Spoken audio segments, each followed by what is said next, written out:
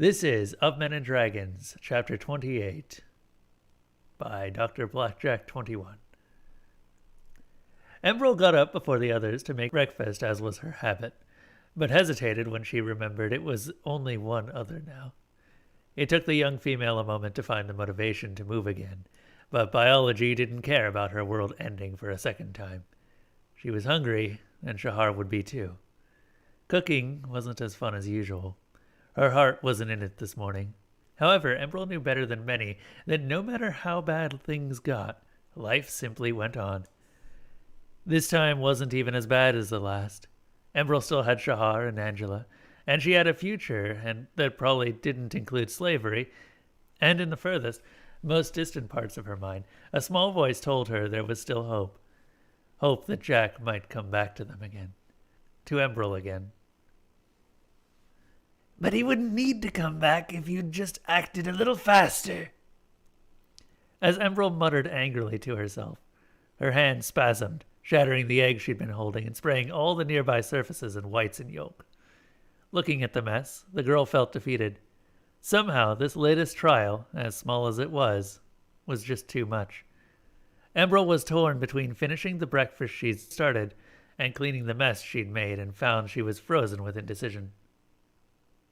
While the seconds, then minutes, ticked by, the eggs soaked in and dried to various surfaces while the breakfast she'd been working on began to burn. Everything was now worse than if she'd just picked one task and started on that, but she was still frozen, exactly like how she'd been when the Kovac charged. Smoke started spiraling from the pan sitting on the stovetop, and the egg was drying and cracking on her skin. Emerald slowly closed her eyes, then forced all her will into her hand. When that didn't work, she focused on one finger. With agonizing slowness, she pried that finger open. After that, she did the same with every finger on her hand. Each finger was a little easier than the one before. Soon her hand, then her arm, then both arms were free. Opening her eyes, Emerald sighed and finally grabbed some hot pads to pull the pan off the burner. She scraped the breakfast remains into the waste, cleaned the shattered egg off everything, and then started over. She couldn't undo her mistake, and it had ruined her first attempt at breakfast, but she could move forward and try again. With a little luck, maybe she learned a thing or two as well. A voice in the back of her mind told her there was a more profound lesson contained in there somewhere, but she wasn't ready for that yet. Angela watched the girl get back to work with a feeling of profound relief. Jack had once told her that sometimes he needed to clean up the messes he made to help deal with the emotion that helped make them. There was a particular strength in confronting his mistakes and doing what he could to make it right.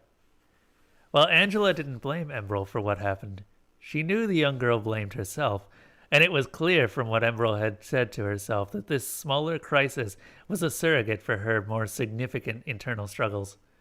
For a brief period, Angela had shifted most of her attention from Jack to Emerald and silently cheered the girl on. The only time she'd interfered was to turn down the burner to buy a little time before something caught fire. Now Emerald was back to work. Her face was a grim mask of determination that was utterly dissonant with the task of making breakfast. But Angela noticed most of the hesitation was gone, and the young Argun now moved with a will and a purpose. Angela shifted her attention back to Shahar and Jack. The Argun woman was still curled up on Jack's legs, but Angela could tell she was now awake. A small voice inside her head told Shahar that so long as she didn't open her eyes, Jack would still be as alive and energetic as he'd been in her dreams. The problem was, she'd gone and made a stupid, noble proclamation about seeing Jack's goals through. To do that, she needed to wake up and confront the truth. Cracking her eyes open, she could see Jack as lifeless as she remembered him being the night before. At least his stomach and chest were now closed up, and no robotic limbs were digging around inside him any longer. If she squinted, it almost looked like he would get up and start grumbling about how he hated mornings at any moment. With a sigh, she pulled herself to her feet and started to leave to get some breakfast. That's when Angela appeared in the corner of the room. You can speak to him, you know. Shahar's sleep-deprived mind couldn't quite grasp what Angela was getting at. I'm sorry. What? Angela looked over at Jack, her face conveying both worry and happiness. You can speak to him. I don't know how much he actually understands, but his brainwaves tell me that at least a part of him hears what we say. There have been stories of people waking up from comas who could repeat things told to them while they were sleeping. Not always, but I like to think he's at least somewhat aware of that we're here. So anytime you want, you can come to talk to him. He just might be listening while trying to find his way back to us. Shahar looked at the man who was starting to mean so much to her before he went and did something stupid and noble that still might kill him. She wanted to scream at him for leaving, beg him to come back, tell him she'd protect him, ask him for help, but mostly she wanted to say to him that she... No. Shahar wasn't ready for those thoughts yet. It was too much. As she turned to walk out the door, Shahar simply muttered quietly, Maybe later. Breakfast was a more somber affair than usual. They both ate in silence. Despite Embril's initial setbacks, the meal turned out as good as it usually did. After the previous day and night, both Argun were ravenous. However, they simply gulped down their food in a hurried silence, neither daring to break the sounds of scraping utensils. As they were cleaning up, Angela appeared before Shahar and Embril. I know we've had a rough night and morning. As much as I'd like to say you should take some time off, the workers are getting restless. After what they saw, the future seems uncertain. And right now, they need leadership and encouragement. You need to assure them that despite everything, they will be taken care of. Looking over to Shahar, Angela continued, They know and respect you. You've been Jack's right hand for as long as anyone here has known him. You're already established as someone who will stand up for what you believe in, despite what it can cost you. And you're known as someone who can take care of those in her charge. You're a natural leader. Looking over at Embril, Angela continued, You are young, but you've already experienced many of the worst things life can throw at you, and you came out the other side with hope and happiness. You've already captured the hearts of everyone who knows your story, and your determination to keep fighting for a better future has captured their imaginations. Every undertaking needs a heart, someone who keeps the lifeblood flowing and lifts people's hopes and spirits. That's a role you are uniquely qualified to fill. Looking at them together, Angela continued, I know things look bad right now, but the two of you have everything you'll ever need to make this outpost a success, and I'll be there if you need a little help now and then. Embril looked a little teary-eyed as she spoke with a small voice. I think I'm going to need more than a little help. Angela smiled affectionately at her young charge. I was underplaying my presence somewhat. I'll be here as much as you need. Looking towards the door facing the mouth of the cave, Angela cocked her head to one side as if listening. Now, the two of you might want to get ready to speak to our guest. They're sending in a representative as we speak. As Lonthal walked into the cave, he couldn't help but be filled with trepidation. They had been told to never enter the cave without an invitation. However, the workers were more than a little worried about what the future held. Telron had told the rest it had looked like Embril was carrying a corpse, and even Shahar hadn't bothered to return after entering into the cave. Everyone was worried that the outpost was ready to collapse.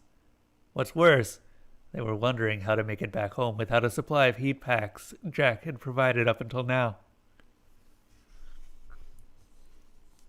It had been decided that since Lonthal had the most rapport with their hosts, he would most likely be forgiven for trespassing, especially given the extenuating circumstances. At the time, he'd eagerly agreed. After all, that meant he didn't have to worry about clearing the snow away with the rest of the workers as they dug paths around to the various parts of the camp. Walking through the gloom of the cave with a torch in his hands, Lonthal started to doubt his earlier logic. What if the dragon took offense and killed him before he even had a chance to explain himself? What if he got lost? What if... His last thoughts faded into surprise and mild panic as the area around him lit up as if the morning sun had cleared the horizon. The light came from in front of him rather than above. It seemed to be mounted on some sort of stand. It was so bright he couldn't stare into the light for long. Blinking away the tears from his eyes, it took Lonthal a moment to notice there was a large metal wall just behind the lights. He was just starting to debate going closer to inspect the wall or turning back and finding another route when a portion of the wall simply slid away, revealing what appeared to be a door. Just inside stood Shahar, her head tilted to the side a moment before coming to a decision of some sort. Well, since you came all the way here, you might as well come inside. Shahar disappeared back through the hole in the wall, leaving Lonthal on his own for a minute before he swallowed his fear and followed after. Walking up to the door, he couldn't help but reach out and rap the wall with his knuckles. It was definitely solid and thick. This building could withstand any force known to Lonthal. He hesitated on the threshold for a moment longer before deciding he trusted Shahar enough to follow her into this strange place. As Lonthal stepped forward, the first thing he noticed was how bright and warm the room was. If the lights outside had been as bright as the morning sun, it seemed like noon in this room. The room was more spacious than he'd been expecting, even if it was a little short for a full-grown male. And when he thought of the whole place wrapped in metal, his mind boggled at the sheer quantities that must be involved. Then there was the heat. It was like the warmth of a campfire was spread evenly throughout the room. The cave had been warm relative to the winter air, but even that felt cold and damp compared to this place. Shahar was walking over to an area with several odd-looking benches. When she sat down, the bench seemed to sink in a little and fold around her slightly. She indicated he should sit in a chair covered in a material that looked similar to her bench. When he took her up on her offer, Lonthal felt himself slightly sink into his own seat.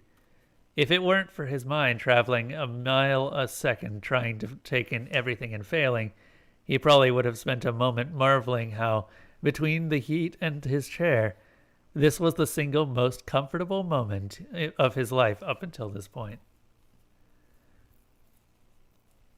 Shahar watched Lonthal look around himself in constant amazement, his eyes focusing on each wonder the room contained, only as long as it took to spot the next. His eyes and head were swiveling around, darting to and fro in a way she knew her own must have done the first time she'd seen it. When Emerald was introduced to this place, her reaction had been somewhat muted, probably due to the trauma she'd been processing. Seeing Lonthal's expressions of amazement, she suddenly understood Jack's odd smile the first time he'd shown her around this ship. Lonthal may have the physique of an adult male, but right now his expression was simple, childlike wonder. Shahar allowed him to indulge his curiosity for a moment longer before clearing her throat to get his attention. As his eyes snapped to her, Lonthal tilted his head in curiosity. Is this where you've been living all this time? Shahar smiled sadly as she leaned further back into the padding on her bench. Yes, Jack, Emerald, and I have all been living here for a while now. Her expression reminded Lonthal why he was here, and he mentally kicked himself for bringing up the subject so callously. However, the issue was broached, and he had a responsibility to the other workers. Listen, I don't know of a good way to ask this, but is Jack dead? Is it time to close this place down and go back to the village? Shahar stopped and thought a moment before responding. Jack is mostly alive. We hope he'll make a full recovery, and to that end, Emerald and I will be overseeing the outpost until he can resume his role in the camp. Lonthal seemed more than a little confused for a moment before asking, What do you mean, mostly alive? Shahar's eyes lost focus as she seemed to look into the distance as she spoke. The dragon healed Jack's body, but his spirit was damaged along with his body. Right now, he's lost somewhere between this life and the next. We can only hope he'll find his way back to the world of the living. Shahar's eyes refocused on Lonthal's. Given everything I've seen him do up until now, I believe he will succeed. Lonthal closed his eyes for a moment, and when his eyes opened, his expression was stern, or at least as stern as Lonthal's could be. I hope so as well, for everyone's sake. But I have to ask what becomes of us if he doesn't. Shahar closed her eyes a moment at the thought, then brushed it away and pushed forward.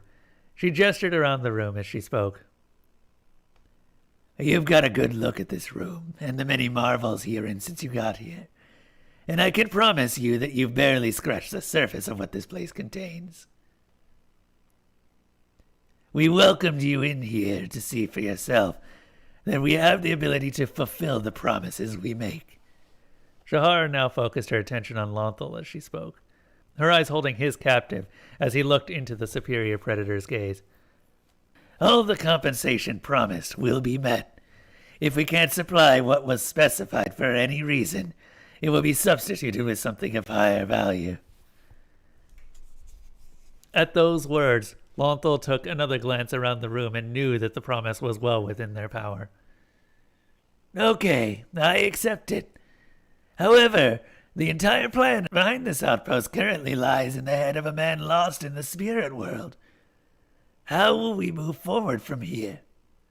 Shahar leaned back again, remembering how many times she'd seen Jack do something similar to project confidence he didn't necessarily feel. I've been Jack's right hand since he set foot on this land. I am familiar with what he's got planned for the outpost. From how it was supposed to be laid out, to the purpose each part was going to serve. I'll be taking over the direction of establishing and running the camp. Lonthal pressed forward, not willing to so quickly accept the answers Shahar had given. The rest of the workers trusted him to represent them today, and he was going to make sure their concerns were heard. That's well and good, and I trust you to do your best by us. But this outpost was based on more than just a good location. Jack had dragon magic that allowed him to do things we never could. Those things were the foundation of this whole place. Are you telling me you understand the secrets he knew? Emerald chose that moment to exit the med bay where she'd been helping Angela change Jack's dressings. Shahar pointed to the girl with her chin as she spoke. I don't, but Emerald has been learning from both Jack and the dragon as their apprentice. She might not have all of Jack's knowledge, but she knows enough to fill in where my knowledge is lacking. The younger Argun did her best not to wilt from the attention suddenly directed her direction. Instead, she responded with a formal bow. I'll do my best to apply the knowledge so generously bestowed upon me to meet the needs of this place and all the people who live here. Lonthal hadn't missed the fact that there were several doors similar to the one Emerald had exited from scattered around the room, and apparently most of them led somewhere other than back to the cave, meaning he had no real idea how big this place really was. However, now he was focused on the girl standing before him and found himself drawn to her earnestness. Shahar drew his attention back with another clearing of her throat. We realize this is asking many things of you all that you didn't agree to before you came out to this place. So go and speak to everyone and decide whether you want to leave or stay. Anyone who wants to leave will be given provisions, including heat packs, to make the trip back to the village after the snow melts with no hard feelings. Anyone who stays will have our gratitude as well as everything else we've promised. We'll give you some time to talk amongst yourselves, but we ask that you decide by breakfast tomorrow which we'll be supplying. For now, we have a load of heat packs ready to go, sitting just outside the door you came in from. Lonthal recognized a dismissal when he heard one and got up to leave. Before he reached the door, a thought stopped him. I thought you lived with the dragon, but as marvelous as this place is, I don't see any room for such a creature to live in here with you. Where is the dragon? Shahar and Emerald looked at each other with a smile that only confused Lonthal further before Shahar turned to answer the hunter. That is a more complicated question than you realize. The simple answer is that the dragon is closer than you think. She can hear everything that happens inside her caves, and a great deal of what happens in the surrounding area outside the caves. This whole place exists with and by her pleasure, in much the same way Jack does. She thinks of us as her family. Lonthol's head was tilted to the side. The answer had obviously only served to confuse him further, but neither Shahar nor Embrel seemed interested in offering further clarification. He nodded his respect to both of the women with a small sigh of defeat as he departed. He was only slightly surprised when the door apparently shut on its own behind him, despite the only other people in the room being nowhere near it as it did so. As soon as he was gone, Angela appeared to the two girls. She beamed with pride. That went better than I could have hoped, and we owe it all to the two of you. Thank you. I'm sure Jack would be just as proud. Shahar looked worried. The other two noticed she didn't even realize when she'd copied Jack's neck-rubbing habit as she spoke. I don't know. I'm not quite as good at talking to people as Jack is. Angela smiled knowingly at the woman. I think you picked up more than you realize. Those months of translating for him really rubbed off on you. In some ways, I think you might be better at it than he is. Embrel was nodding along with Angela when the AI's attention was turned towards the girl. And you did well. When you spoke, I could practically see Lonthol's desire to follow you wherever you might go, and not just because of the slight crush he seems to be developing for you. Both Shahar and Embrel looked at Angela in confusion. Angela looked back and forth, a little surprised at their reactions. What? I wasn't the only one who noticed that he likes her, was I?